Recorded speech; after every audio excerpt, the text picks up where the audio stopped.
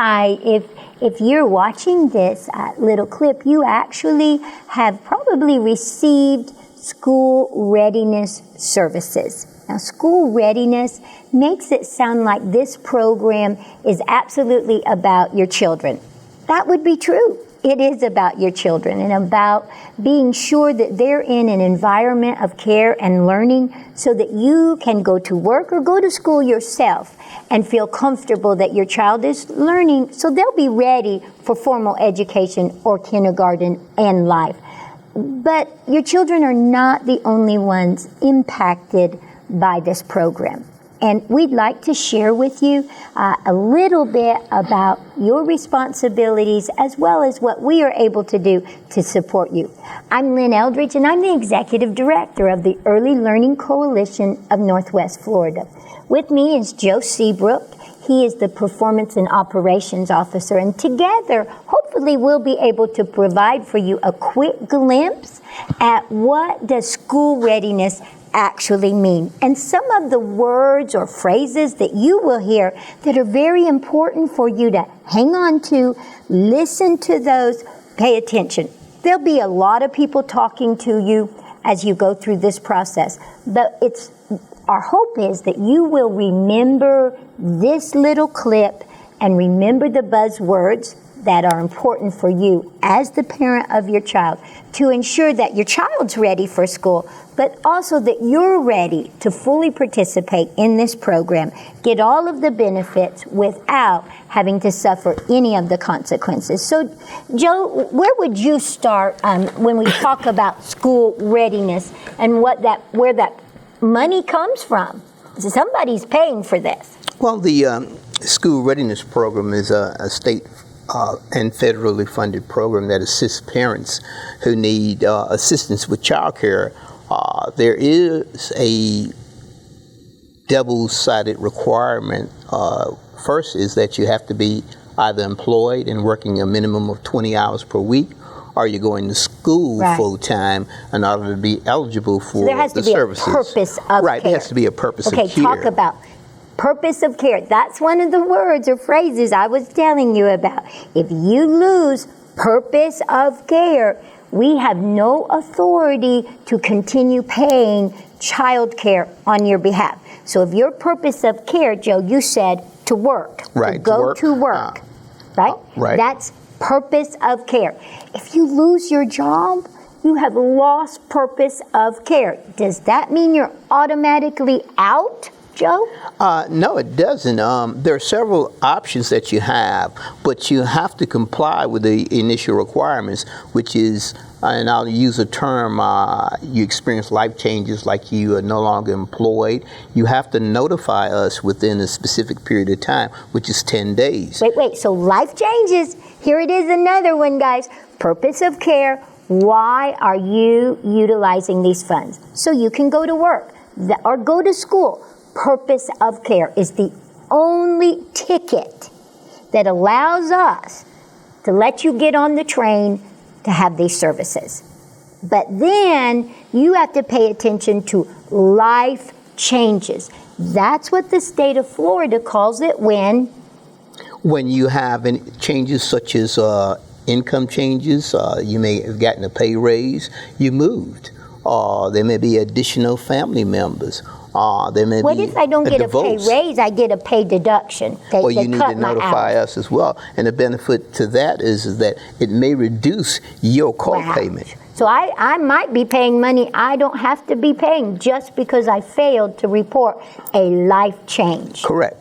Now, one of the primary terms, since we're speaking terms that you should be aware of, it's called a terms and condition. Let me give you a quick walkthrough. When you come into our office, hopefully you'll find the atmosphere pleasant, first and foremost.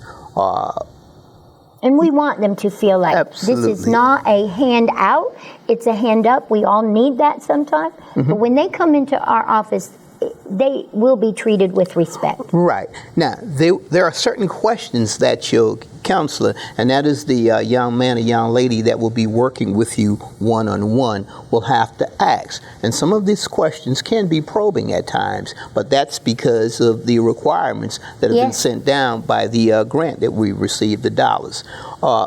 They will utilize a primary tool that's called a terms and condition. Now, you'll be asked not only to sign this term and condition, but you'll be asked to initial at each number. I went through this, I understand this, I understand it. It would behoove you to understand that this is a contract you're signing. If you follow what's on that term and condition and don't throw it in the trash as soon as you walk out of the office, it will make everything flow a whole lot easier for you. The terms and condition will lay out everything that we say we're doing and everything that you have agreed to do in order to maintain your services. And when we use the term services, you've got to think of it more so in funds, dollars. Services means dollars. Services means that you have been deemed eligible to receive these services. You have been deemed eligible to receive this amount of funding that will go to a child care provider to provide the services on your for behalf. you. On your behalf. And if correct. they didn't have this as a parent, it needs to come out of their pocket. I mean, this is a huge benefit.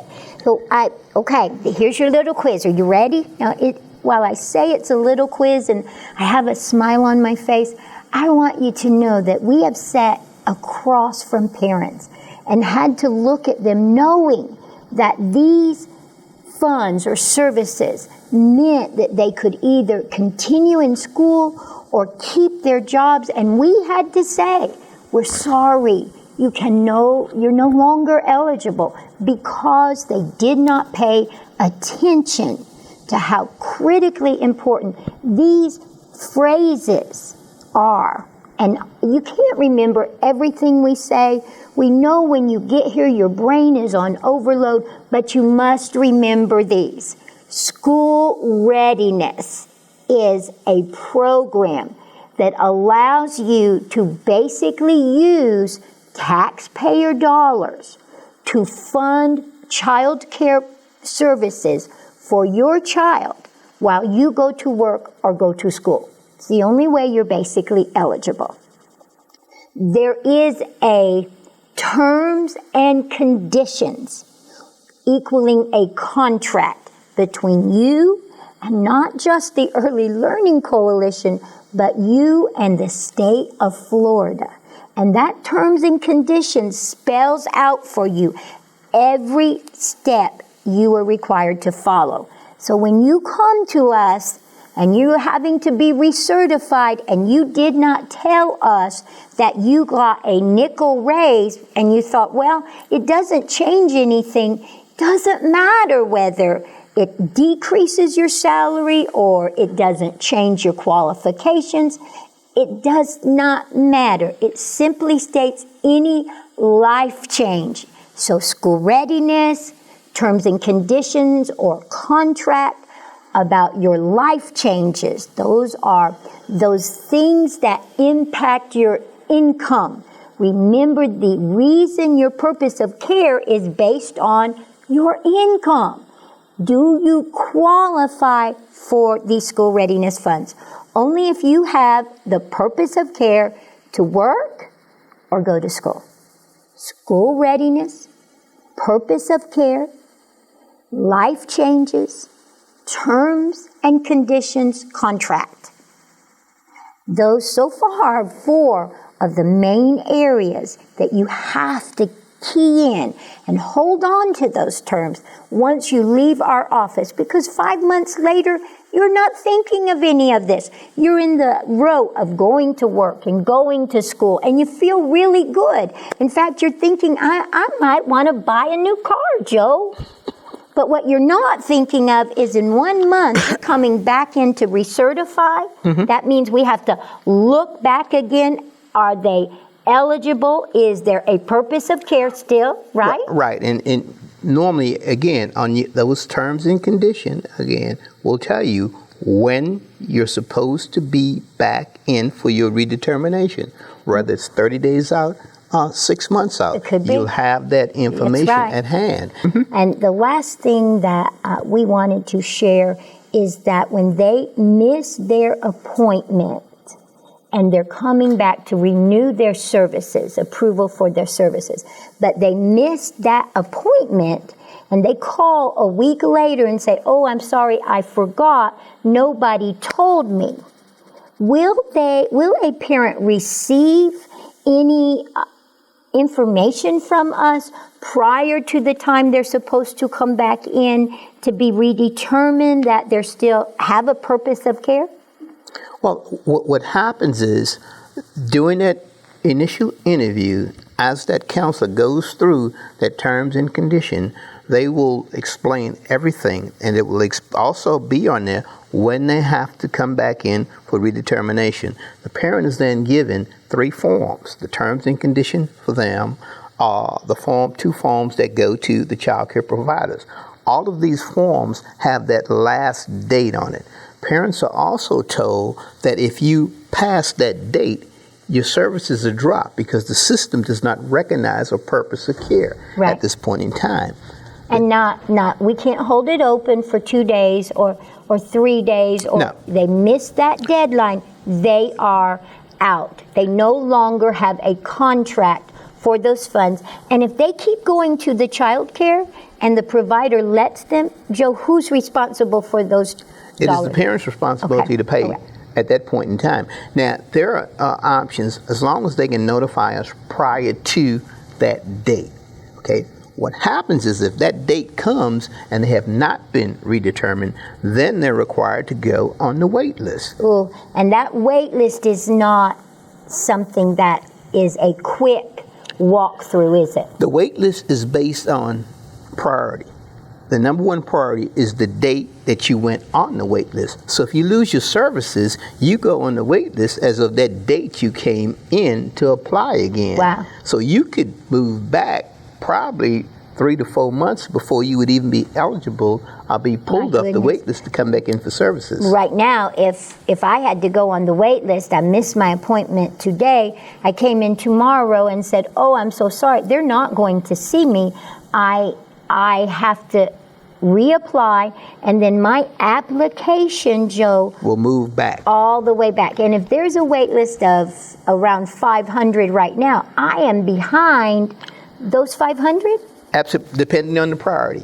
If your child is between the ages of birth to 5, we would look at where that priority group falls into, but you would be behind everybody that's in your priority group. When you say priority, that means that the state of Florida has set a certain step or sequential method of who we have to place, or priority placement. So if you're a certain age, you come before, let's say if you're birth to 5, you come before school agers. Correct. Regardless of when you had your date in that wait list. So if the parents don't know that, they really could be out of services for a while. And that's true, a true statement, a very true statement.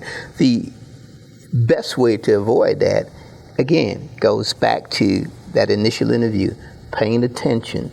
Remember what I said earlier. There are 2 critical documents in the child care for parents. Number 1 is the document with us, which is the terms and condition.